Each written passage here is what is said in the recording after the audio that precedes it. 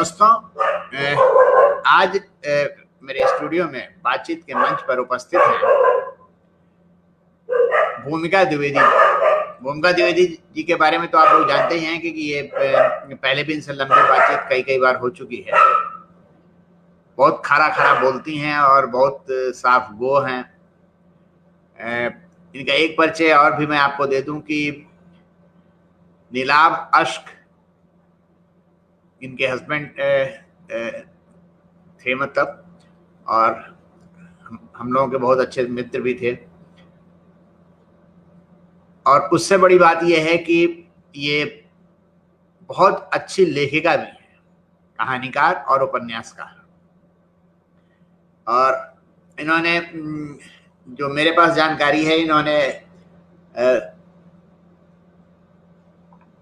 5 उपन्यास, 3 कहानी संग्रह और एक किताब जो इनकी है वो लास्ट ट्रुथ, ये शायद इनकी ये पहली कहानी थी जब पढ़ रही थी उसी समय, मतलब किताब थी जो पहली पढ़ रही थी तभी इन्होंने शायद लिख दिया था। और एक संस्मरण की भी किताब अब इनकी आई है हाल में ही। और आज हमने इनको यहाँ पर आमंत्रित किया है इनकी एक कहानी, इनकी पसंदीदा कहानी सुनने के लिए। तो भूमिका जी, आपका बहुत बहुत स्वागत है। इधर काफी दिनों बाद आपसे चूंकि बातचीत हो रही है, तो इधर आपके लेखन में क्या क्या बढ़ोतरी हुई है उसके बारे में थोड़ा बताइए और फिर आपकी कहानी सुनेंगे। जी नमस्कार सभी दर्शकों को, सभी श्रोताओं को, सभी पाठकों को नमस्कार। अरविंद जी, आपको सादर नमस्ते। आपने तकरीबन जब से ये कोविड का कहर है तब से आपने ये मंच बनाया हुआ है, सब पाठकों से जोड़ रहे हैं। बहुत बढ़िया आपका काम है और आपने मुझे फिर से बुलाया, मैं बहुत आभारी हूँ।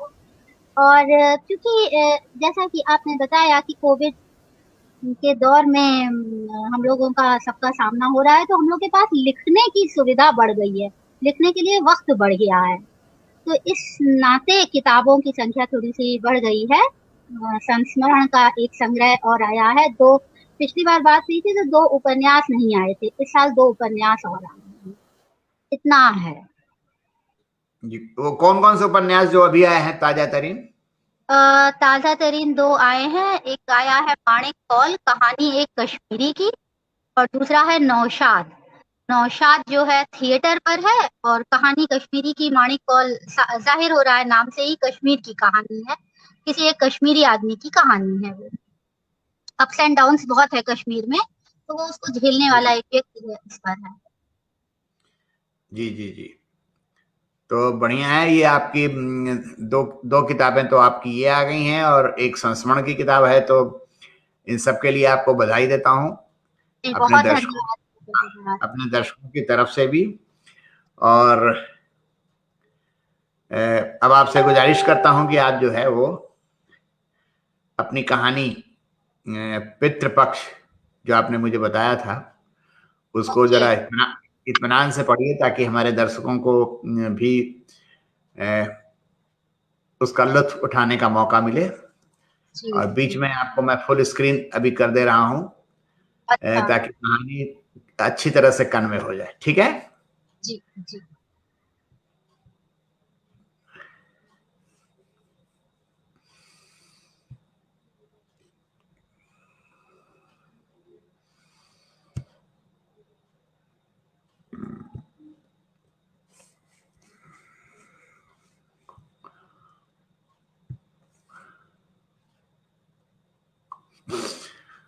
कहानी पढ़ने को आदेश हुआ है अरविंद जी का, और ये कहा गया है कि पसंदीदा कहानी पढ़ें। तो देखिए, पसंदीदा एक कहना बहुत कठिन है, लेकिन कि ताजा एक कहानी संग्रह अभी आया है इसी सप्ताह, तो इसी की जो शीर्षक कहानी है पितृपक्ष, वो मैं अपने सभी पाठक मित्रों, सभी वरिष्ठों, सभी मेरे सम्मुख जितने भी मंच पर लोग हैं, सभी को मैं अर्पित करती हूँ। तो मैं कहानी पढ़ रही हूँ। पितृपक्ष 15 दिन का ऐसा समय होता है जब हम हमारे पूर्वजों को किसी भी माध्यम से अन्न पहुंचाने का प्रयास करते हैं। तो जो माध्यम दरअसल उनका पेट भर रहे होते हैं। कभी वो हम कौवे का, कभी हम ब्राह्मणों का, कभी किसी का, कभी किसी का। तो पितृपक्ष हिंदू धर्म का वो है, एक समय निर्धारण है। 15 दिन पितृपक्ष कहे जाते हैं कि हमारे पितर, हमारे जो पूर्वज हैं वो धरती पर आते हैं और हमसे मांग करते हैं कि तुम्हें याद है कि नहीं, और हम उनके लिए यदि कुछ करते हैं तो भी, और नहीं करते हैं तो भी वो हमें आशीष देकर जाते हैं। ये तो एक परंपरा की बात है।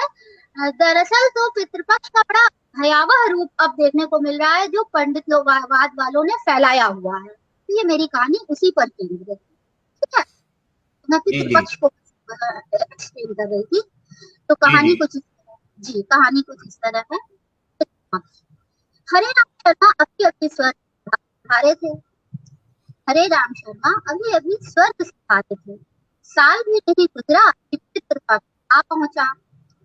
किसी गुजरने की तारीफ तो तय होती नहीं।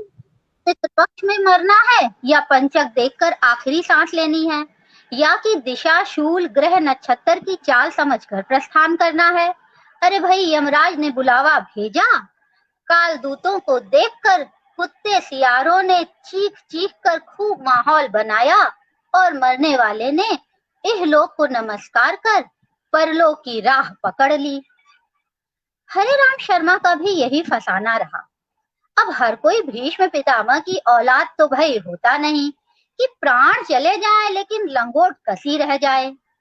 बाप की अय्याशी के लिए ऐसा विरला ही कोई एक होगा जो ताउम्र औरत जात की तरफ निगाह उठाकर भी न देखे। बात करें अगर हरे राम शर्मा की, तो वो दुनिया का एक छटा हुआ औरतबाज, शराबी और ऐसा कबाबी था जिसने धरती पर विचरने वाले हर एक जीव जनावर का गोश्त पूरे स्वाद से जीमा था।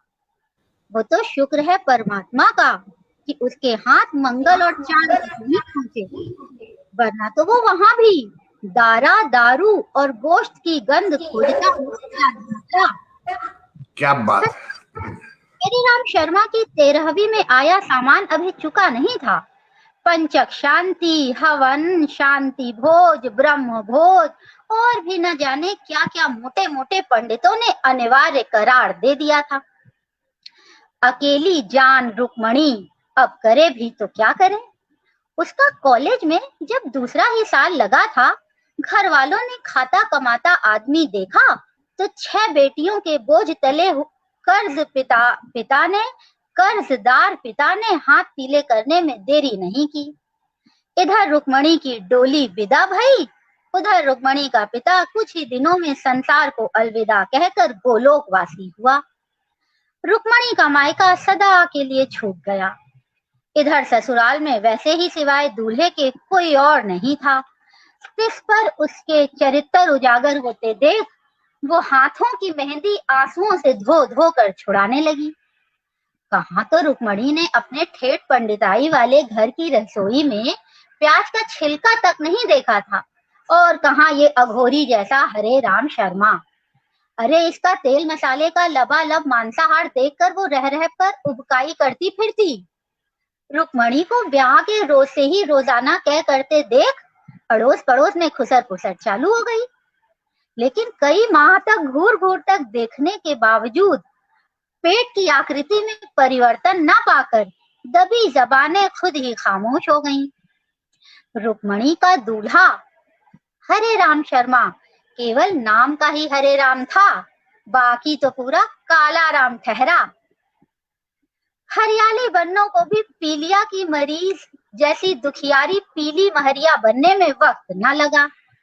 शर्मा नाम का ठप्पा हरे राम को कुल खानदान से मिल ही गया था, वरना तो शूद्र और दलित भी हरे राम से बेहतर साफ पाक रहना जानते थे। हजरात ने जन्म तो लिया था ब्राह्मण गोत्र वंश में, लेकिन कर्म तो सारे न जाने किस देश धर्म के धारे थे।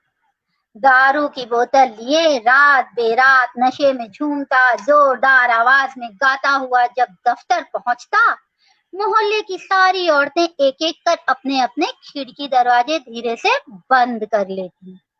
राम की बनाई दुनिया में दूसरे की रसोई में झांकने का शौक सबको भले ही जमकर मिला हो, लेकिन फिर भी प्रचंड तेवर वाले हरिराम से उलझना किसी के बस की बात नहीं थी। अन्यान्य महान चरित्र से महामंडित हरिराम झगड़ालू भी किसी हद कम नहीं था।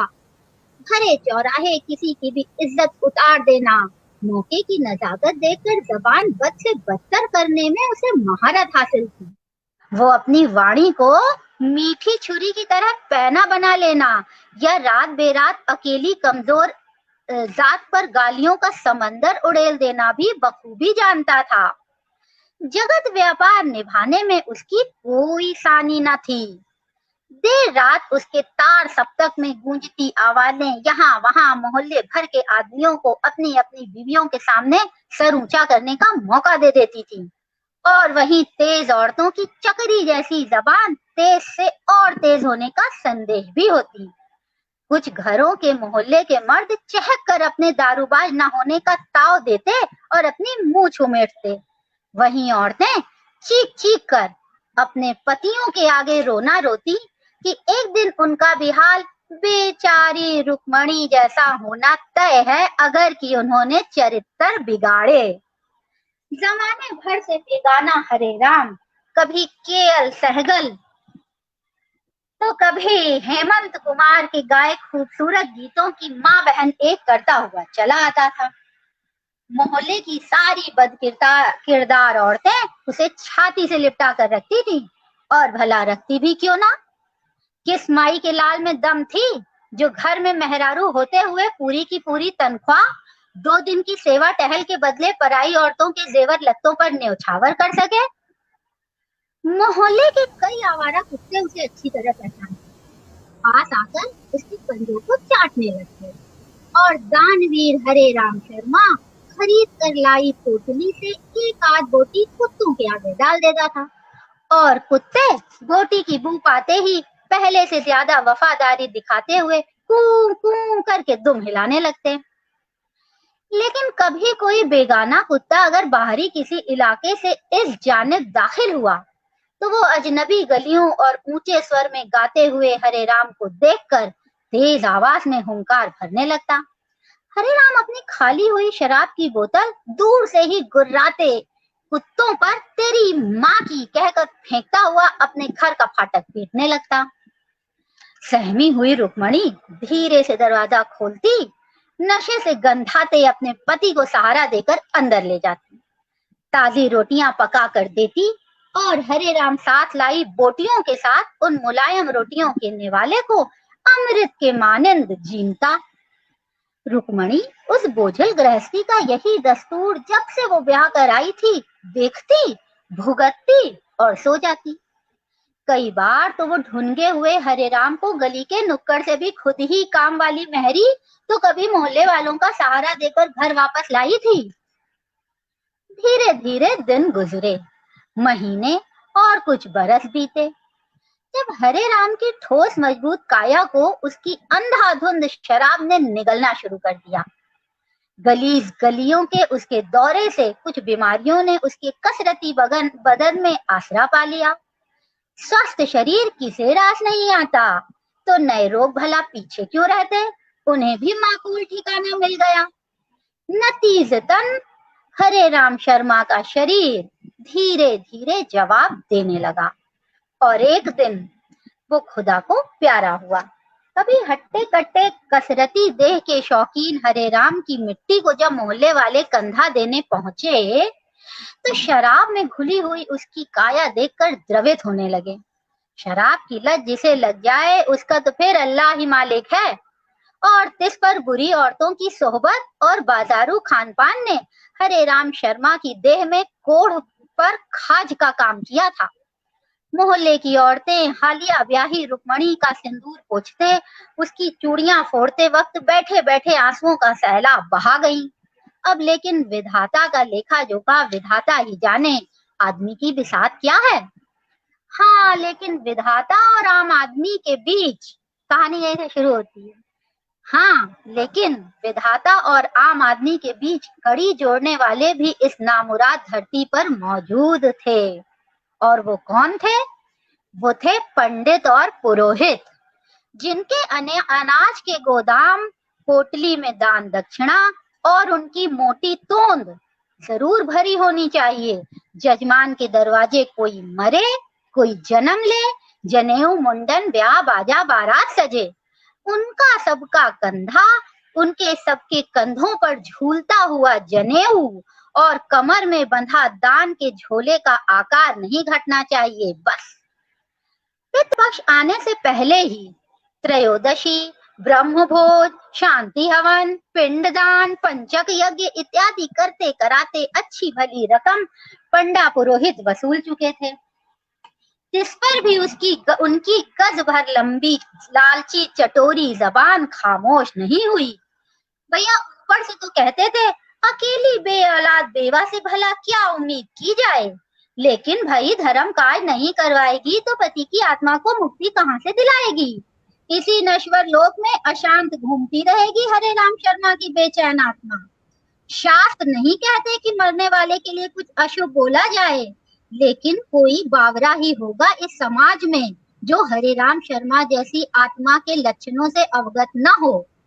लोभी ब्राह्मण से तो प्रभु बचाए, ऊपर वाला साक्षी है। हम लोग तो केवल नाम मात्र का अंशदान ले रहे हैं, वरना सच तो ये है रुक्मणी चाहे जितने जतन कर ले सर फोड़ फोड़ के मर जाए, हरे राम के कुकर्मों की पिटारी छुपा नहीं सकेगी। अरे हमसे छुपा लेगी, भगवान से कैसे छुपाएगी। धर्म भीरू स्त्री रुक्मणी अपने पति के लिए पंडा पुरोहितों की जबान से ये सारे वचन सुनती तो डर डर जाती। उसके पास जो कुछ भी जमा पूंजी निकली उसी में मिला जुला कर चुपचाप पंडितों के बताए सभी धार्मिक कर्मकांड निपटाती रही, एक के बाद एक निपटाती रही।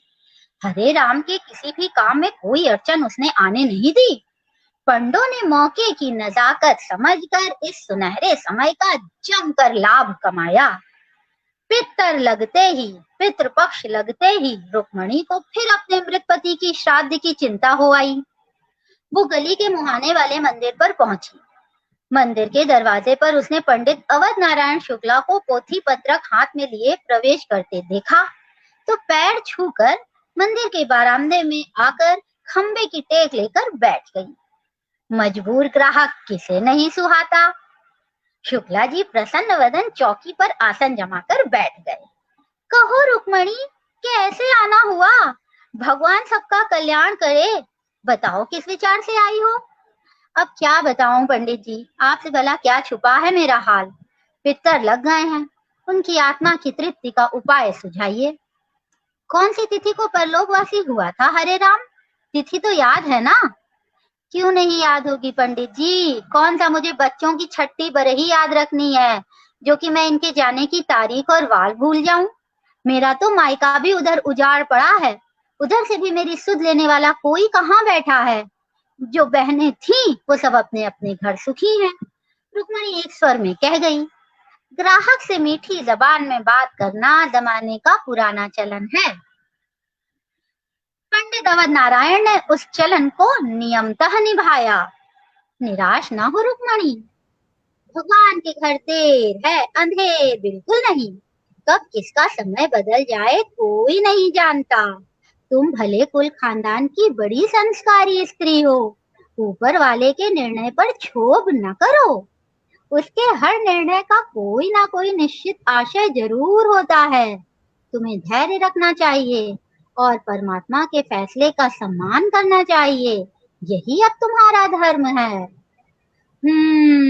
ठीक कहते हैं आप पंडित जी, धीरज ही तो धारे बैठी हूँ, वरना तो झोली बिल्कुल खाली है मेरी। रुक्मणी ने लंबी सांस लेकर कहा। हरे राम की दिवंगत तिथि कौन सी है? अवध नारायण ने मुद्दे की बात पूछी। सप्तमी को गए थे, दिन शनिचर था, सुबह 5 बजे आखिरी सांस ली थी इन्होंने। रुक्मणी ने बहुत उदास होकर कहा। शुक्ल पक्ष में? और महीना कौन सा लगा था? शुक्ल पक्ष में गए थे कि कृष्ण पक्ष में? और महीना कौन सा लगा था? पंडित जी ने पोथी खोलते हुए बोला। कृष्ण पक्ष में गए हैं, आषाढ़ लग गया था पंडित जी, बहुत पानी बरसा था 13वीं वाले दिन। रुक्मणी की आंखें गीली हो गईं, तो उसने अपनी धोती के किनारे से गाल तक लुढ़क आए आंसू ऐसे समेटे जैसे कोई नेक की मोहरे सहेजता हो। रुक्मणी को हरे राम के बोल याद आ गए। जब वो उदास बीमार बिस्तर पर लेटा रुक्मणी की हथेली जोर से पकड़े हुए था, तू हरे राम शर्मा की धर्मपत्नी है। खबरदार खबरदार जो कभी मेरी आंखें बंद होने पर ऐरे गैरों के सामने तूने टसुए बहाए।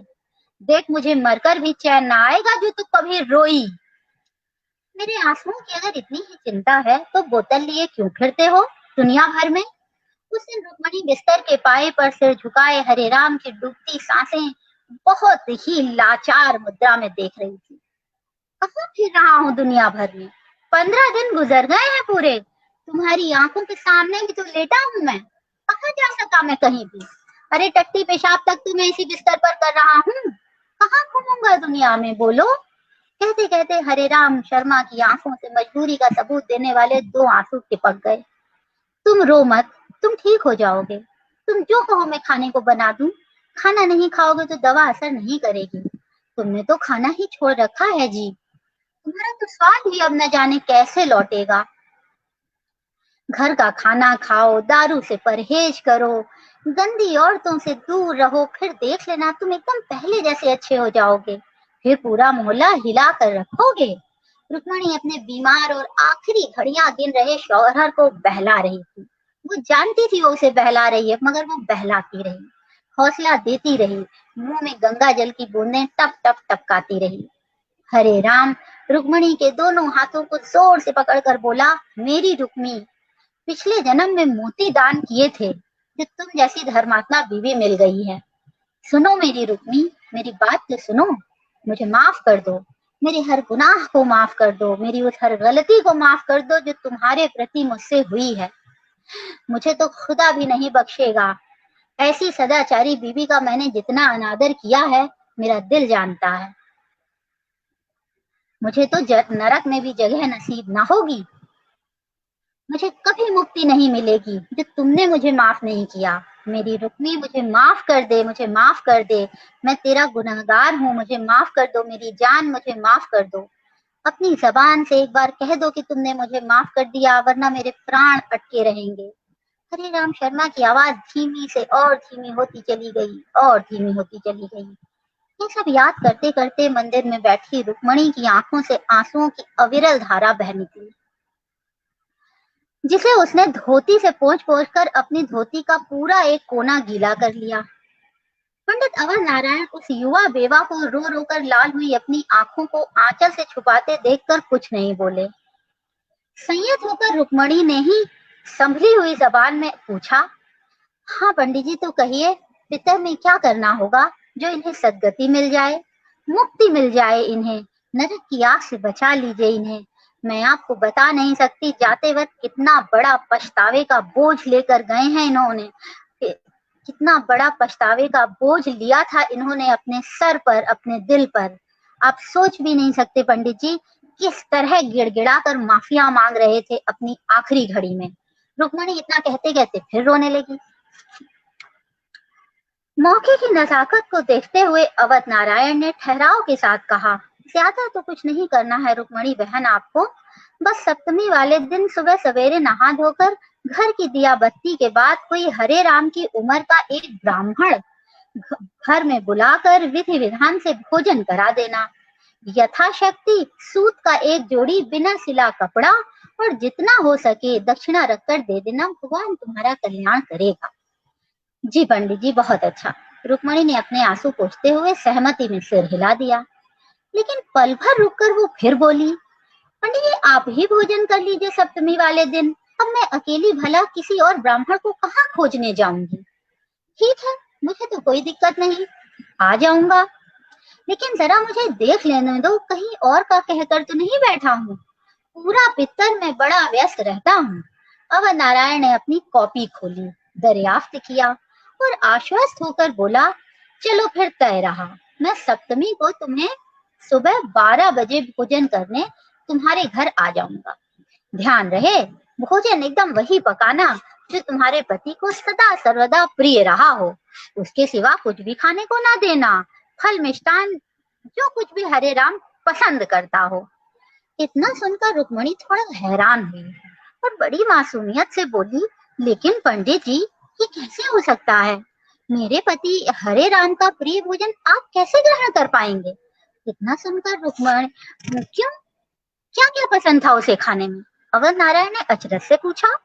रुक्मणी मुंह बनाते हुए बोली, मुर्गा, बकरा, मछली, कबाब, बिरयानी, कीमा पराठा, कलेजी, नान, नहारी, काली मिर्च का मुसल्लम, यही सब तो बताया करते थे कि मैं लेकर आया हूँ। मुझसे तो केवल ताजी रोटियां मांगते थे, कहते थे तुम्हारे हाथ के सिवा रोटी कहीं की पसंद नहीं करता मैं। अब देखिए, मेरी रसोई में तो ये बाकी चीजें की कभी बनी नहीं है और ना मैं इन्हें पकाना जानती हूँ, लेकिन वो बाहर से लाते थे। अगर आप कहें तो मैं आपके लिए जिस दुकान से कहिए मंगवा दूंगी। राम राम राम राम, क्या बात करती हो? ये कहते हुए अवध नारायण अपने आसन से खड़ा हो गया, जैसे कोई नाग फन काढ़ कर उसके सामने आ बैठा हो, या कि जैसे उसने बिजली का नंगा तार छू लिया हो। रुक्मणी बहन, मुझे क्षमा करो, मैं कतई तुम्हारे यहाँ पित्तर में नहीं आ सकूंगा। मैं क्या, कोई पंडित पुरोहित तुम्हारे द्वारे नहीं आएगा। अरे पंडित जी, आप कैसी बात कर रहे हैं? पितर का क्या होगा? उनकी मुक्ति का क्या होगा? उन्हें सदगति कैसे मिलेगी? उन्हें नरक में जलने भेजेंगे आप? यही है आपके कर्तव्य? यही है आपकी पंडिताई? मैं आपसे कह रही हूँ, वो जाते हुए इतनी सारी क्षमा मांग कर गए थे। रुक्मणी हाथ जोड़कर खड़ी हो गई और हैरानगी से बोलने लगी। पंडित अवध नारायण शुक्ला ने एक गहरी सांस ली, वक्त की नजाकत को समझा, परिस्थितियां समझी और मंदिर में आने जाने वाले भक्तों को देखकर वो थोड़ा संभल गया। उसने रुक्मणी की परेशानी को गंभीरता से लिया और उसे समझाने का प्रयास किया। देखो रुक्मणी, ये है कलयुग। पंडा पुरोहित भी चोरी छुपे मांस मदिरा का सेवन करते हैं, लेकिन खुलेआम पंडिताई का ढोंग रचाते हैं। अब तुम सोचोगी कि पंडित होकर अवध नारायण कैसी अधमी बातें कर रहा है, तो सुनो, तुम एक पढ़ी लिखी लड़की हो, इसलिए तुम्हें बताना मैं अपना धार्मिक कर्तव्य समझता हूँ। तुम्हारे पति को ऐसे मुक्ति नहीं मिलने वाली। रही बात पितृपक्ष में श्राद्ध की, तो ये तो तय है कि पंडित कम से कम सबके सामने हरे राम शर्मा का ग्रास ग्रहण नहीं करेगा। अवध नारायण कुछ सोचकर आगे बोला, तुम ऐसा करो, शमशान घाट में चली जाओ, वहां कोई ना कोई अघोरी खाली बैठा मिल जाएगी, उन्हें ही हरे राम प्रभु ने चाहा तो तृप्ति मिल जाएगी। इतना कहकर मंदिर में आए हुए जजमान सेंगर साहब की ओर बढ़ गए, जो कि पंडित जी की खाली होने का इंतजार काफी देर से कर रहे थे। सेंगर साहब की माता जी का श्राद्ध अवध नारायण बरसों बरस से करते आ रहे थे। इधर रुक्मणी गहरी सोच में डूब गई। तमाम सारे ख्याल आते रहे जाते रहे, उसका दिमाग बहुत पसीजा हुआ था। वो सोच रही थी, इससे बेहतर तो वो मरने से पहले हरे राम से खुद ही पूछ कर रखती कि उसकी आत्मा को कहाँ और कैसे मुक्ति दिलवानी है। उलझा हुआ मन लिए वो घर पहुंची। अभी दरवाजे का ताला भी नहीं खोला था कि कल्लू जमादार प्रणाम दीदी कहता हुआ गली में झाड़ू बुहारू करता आगे बढ़ गया। कुछ सोचते हुए रुक्मणी ने कल्लू को आवाज दी, कैसे हो कल्लू भैया, कई दिन बाद दिखे हो आज। अब दीदी का बताई, छुटकी बिटीवा को मलेरिया हुई गवा रहा, वही से छुट्टी लई कर गांव गए रहे, काले ही आए हैं आपिस। हरे राम, अब कैसी है तुम्हारी बिटिया? रुक्मणी ने चिंता जताई। ठीक है, अब बहुत कमजोरी है, कमजोरी ढेर है, बस दवा दारू करत हैं, ठीक हो जाएगी, ठीक हो जाएगी, परेशान ना हो, छोटी उम्र है, थोड़ा भी खाएगी पिएगी, खून बनने में देर नहीं लगेगी, एकदम ठीक हो जाएगी, तुम चिंता ना करो। रुक्मणी ने उसे आश्वस्त किया। कल्लू जमादार हाथ जोड़कर बोला, आशीर्वाद दे रहो दीदी, तुम्हारे लोग के आशीष के जिए रहे बालक, दो बोल ही तो हैं और का रखा है दुनिया के मेले में। कहते कहते कल्लू ने अपना कदम आगे बढ़ाया। रुक्मणी ने उसे फिर टोका, अरे सुनो तो कल्लू भैया, मेरा एक काम है, जरा सुनना। हाँ हाँ दीदी कहो, क्या काम है? कल्लू तनख्वाह से पाबंद कर्मचारी जैसा मुस्तैदी से बोला, अरे जरा मुझे एक चीज खरीद कर ला दो, मैं तो ऐसी कोई दुकान कभी कुछ खरीदने गई नहीं। कहा चाहिए दीदी? कल्लू गंभीर होकर बोला। रुक्मणी अपनी साड़ी के पल्ले में बंधे रुपए खोलती हुई बोली, कल्लू तुम जरूर जानते होगे कि इन्हें कौन सी दारू पसंद थी, उसी की एक बोतल लाकर मुझे दे दो, कहीं चढ़ाना है। वो तो विलायती पियत रहे दीदी, महंग आवत हुई, 600-700 से कम का होई भला। कल्लू ने आंखों की पुतलियां नशाते हुए भरपूर चौड़ी कर कर बोला। कुछ रुककर वो धीमी गति में बोला, बहुत नेक आदमी रहे दीदी, कभू आढ़े बखत जरूरत में सारे धन्ना सेठ मुंह मोड़ लेत रहे, लेकिन मजाल है जो उनकर जबान से कभी ना निकली होए। धर्मात्मा रहन, राम जी की सौगंध खाए कर कहत है, मान लो दीदी वो धर्मात्मा रहन।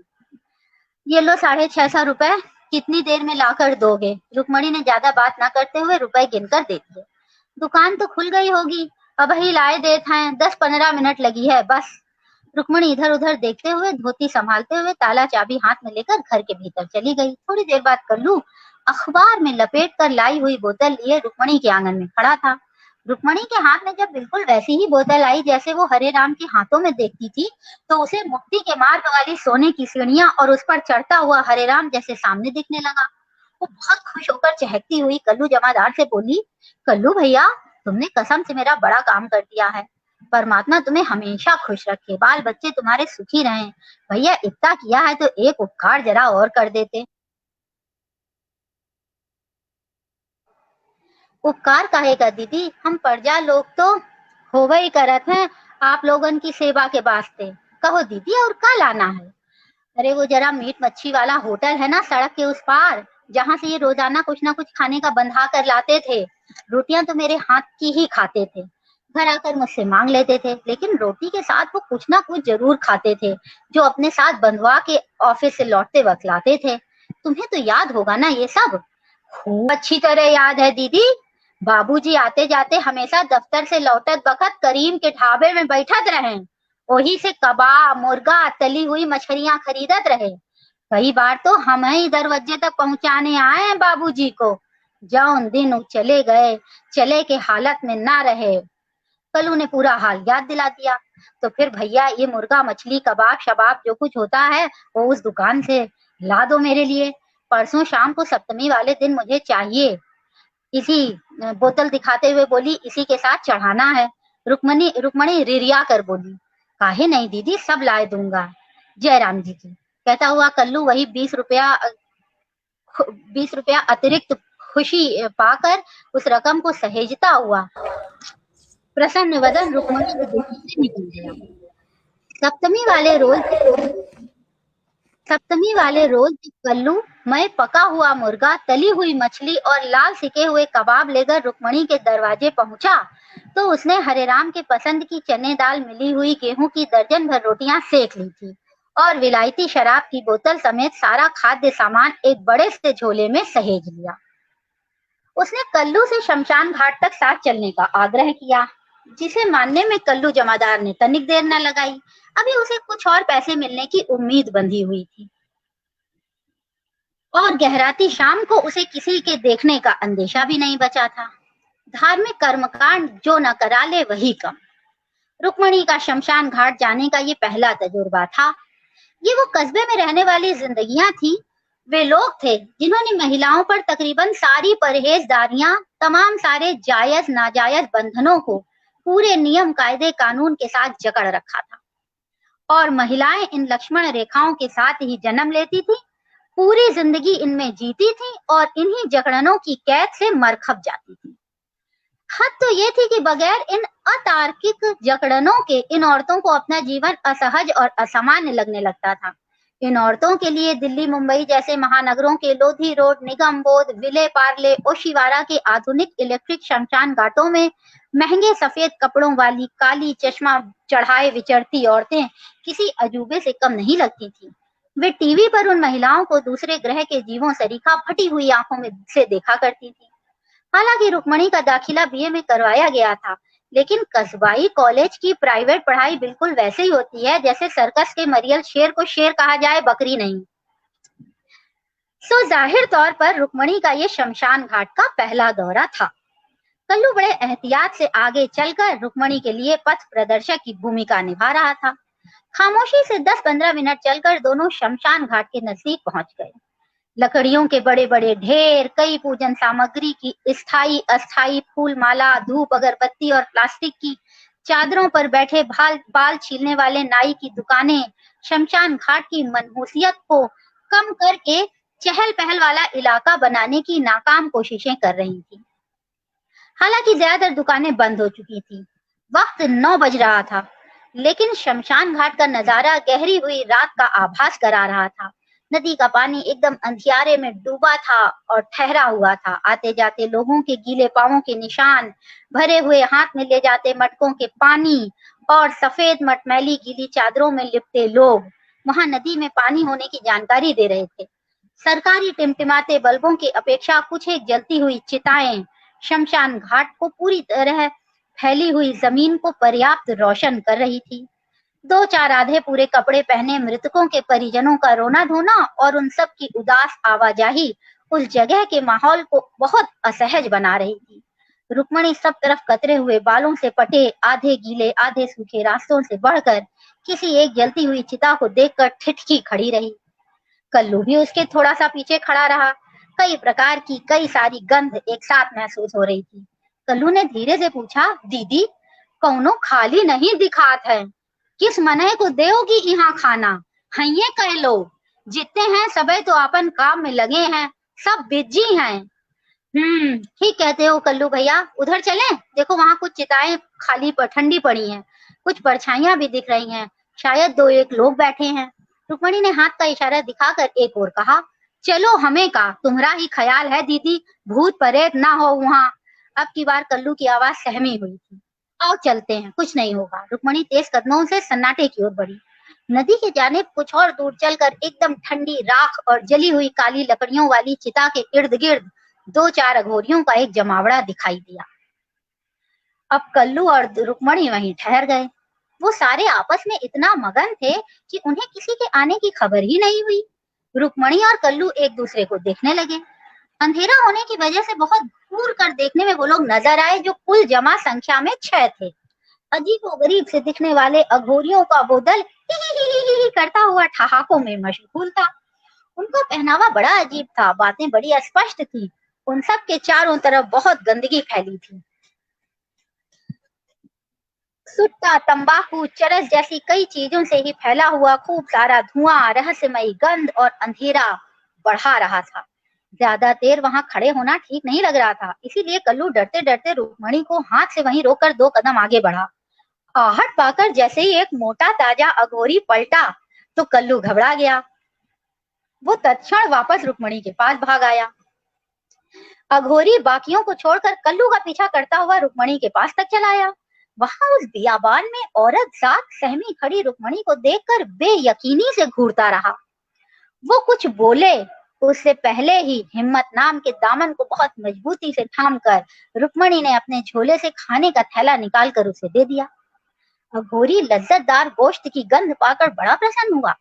उसने लपक कर वो थैला पकड़ लिया और चहकते हुए बोला, तुम भी चलो साथ में। रुक्मणी को उसके शब्द सुनकर हरे राम की याद आ गई कि कैसे वो उबकाई पैदा करने वाली जलील गलियों में गंदी मलंदी औरतों को देखकर निहाल हो जाया करता था। इससे पहले कि अघोरी कुछ और बोले, कल्लू उसे भगाने लगा। जाओ यहाँ से, मिल गवाना भोजन, अब चलो इधर से निकलो। आदमी की आवाज ने अघोरी को के नशे में झूमते दिमाग को हल्का सा झटका दिया। वो कल्लू की ओर घूमा और अपनी लाल लाल आंखों से उसको बुरी तरह से घूरने लगा। कल्लू इस बार पहले से बहुत ज्यादा डर गया था। उसे अपने बीवी बच्चे याद आने लगे। वो जल्दी से अपने कुनबे की ओर लौट जाना चाह रहा था। उसे अंदर से ये एहसास हो रहा था कि उसे रुक्मणी के संग नहीं आना चाहिए था, ये जगह ठीक नहीं। वो इस वक्त बहुत जोर की दौड़ लगाकर वापस वहीं से भाग जाना चाहता था, अपने घर के पास, अपने कुनबे के पास। लेकिन रुक्मणी जैसी अकेली निरीह औरत का धर्म काज में साथ देना जरूरी था, जबकि वो यहाँ सिर्फ अपने मरे हुए पति की आत्मा को पितृपक्ष में मुक्ति दिलाने के इरादे से आई थी। कल्लू का अकेली जान रुक्मणी को इन दरिंदों जैसे अघोरियों के पास छोड़ना कतई कबूल नहीं हुआ। हारे को हरि नाम। भयंकर काले रंग के अघोरी की घूरती निगाहों को देखकर कल्लू भगवान का नाम लेने लगा, उसी को याद करने लगा और धीरे से रुक्मणी की ओर खिसक गया। दीदी अब चलो, बेर हो ही गए, ये मनाई ठीक नहीं लागत है हमका। चलती हूँ, रुक्मणी ने धीरे से कहा और गंभीरता से कंधे में पड़े अपने झोले से अखबार में लिपटी बोतल निकाली। अघोरी जो रुक्मणी को देखकर लार टपका रहा था, उसका ध्यान बोतल देखकर भटक गया। अब तो वो पहले से ज्यादा आह्लादित हो गया पल भर के लिए वो औरत का लालच भूल गया। उसकी आंखों की प्रसन्न चमक देखकर रुक्मणी को बड़ी राहत मिली। उसे कोई डर नहीं लग रहा था। उसने तत्काल नई विलायती बोतल उसे सौंप दी। महंगी शराब की नई बोतल और लज्जतदार मीट मुर्गे का खाना, ये पाकर अघोरी का तो खुशी का ठिकाना नहीं रहा। वो अचानक कोई अनसुना सा गाना गाते हल्की छलांग मारकर उछलते हुए अपने साथियों की ओर दौड़ पड़ा। रुक्मणी ने जब उसकी ये बेतहाशा खुशी देखी तो फिर उसकी आंखों के सामने हरे राम चल। उसने याद किया बहुत देर रात तक वो अपने घर के छज्जे में किस तरह हरे राम की राह तकती थी और एक टक उसके आने वाली सड़क को, वहां से गुजरती हर एक परछाई को खूब घूर घूर कर देखा करती थी। जब हरे राम करीम के होटल से खाना बंधवा कर ऊंची आवाज एक सेकंड, वो आवाज थोड़ी कट रही है, मैं जरा इधर से ठीक करता हूँ, फिर वहां से पढ़िएगा जब वो हरे राम कहता है कि यहाँ से निकल लो। ओके। जरा मैं 1 मिनट, मुझे टाइम दीजिए प्लीज।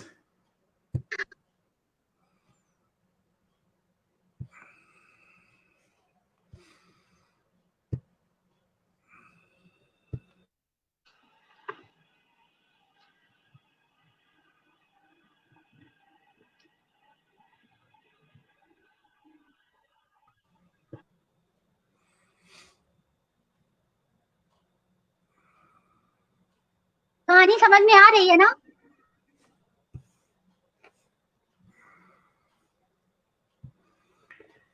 हाँ, वहां से पढ़िएगा जब हरे राम कहता है कि दीदी यहाँ से निकल लो क्योंकि जगह ठीक नहीं लग रही है।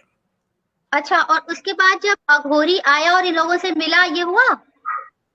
नहीं नहीं नहीं, वहां से पढ़िए। अघोरी अघोरी को खाना मिल गया और वो कहता नहीं है कि तुम चलो। अच्छा अच्छा, उसे खाना भी मिल गया और शराब भी मिल गई, है ना? हाँ, नहीं शराब बाद में, शराब तो बाद में, पहले तो वो हरे राम अच्छा अच्छा, समझ गई। ओके। जैसे ही इसके पहले कि अघोरी कुछ और बोले, कल्लू उसे भगाने लगा। जाओ यहाँ से, मिल गवाना भोजन, अब जाओ यहाँ। हाँ, यहाँ से, हाँ ठीक। आदमी की आवाज ने अघोरी के नशे में झूमते दिमाग को हल्का सा झटका दिया। वो कल्लू की ओर घूमा और अपनी लाल लाल आंखों से उसको बुरी तरह घूरने लगा। और कल्लू इस बार पहले से बहुत ज्यादा डर गया था। उसे अपने बीवी बच्चे याद आने लगे। वो जल्दी से अपने कुनबे की ओर लौटना चाह रहा था। उसे अंदर से एहसास हो रहा था कि उसे रुक्मणी के साथ यहाँ नहीं आना चाहिए था। वो इस वक्त बहुत जोर की दौड़ लगाकर वहां से भाग जाना चाहता था, लेकिन रुक्मणी जैसी अकेली निरीह औरत का धर्म काज में साथ देना जरूरी था, जबकि वो यहाँ सिर्फ अपने मरे हुए पति की आत्मा को पितृपक्ष में मुक्ति दिलाने के इरादे से आई थी। कल्लू का अकेली जान रुक्मणी को इन दरिंदों जैसे अघोरियों के पास छोड़ना कतई कबूल नहीं हो रहा था। हारे को हरि नाम। भयंकर काले रंग के अघोरी की घूरती निगाहों को देखकर कल्लू भगवान का नाम लेते हुए उसी को याद करने लगा और धीरे से रुक्मणी की ओर खिसक गया। बोला, दीदी अब चलो, बेर हो ही रही है, ई मनाए हमका ठीक नहीं लागत है। चलती हूँ। रुक्मणी ने गंभीरता से कहा और कंधे में पड़े अपने झोले से अखबार में लिपटी बोतल निकाली। अघोरी, जो रुक्मणी को देखकर लारे टपका रहा था, उसका ध्यान बोतल देखकर भटक गया। अब तो वो पहले से भी ज्यादा आह्लादित हो गया था। पल भर के लिए वो औरत का लालच भूल गया। उसकी आंखों की चमक देखकर रुक्मणी को बड़ी राहत मिली। उसे कोई डर नहीं लग रहा था। उसने तत्काल नई विलायती बोतल उसे सौंप दी। महंगी शराब की नई बोतल और लज्जतदार मीट मच्छी का खाना पाकर उस अघोरी का खुशी का ठिकाना नहीं रहा। उसे अचानक कोई अनसुना गाना गाते हुए हल्की छलांग मारकर उछलते हुए अपने साथियों की ओर दौड़ गया। रुक्मणी ने जब उसकी ये बेतहाशा खुशी देखी तो फिर उसकी आंखों के सामने हरे राम चला आया।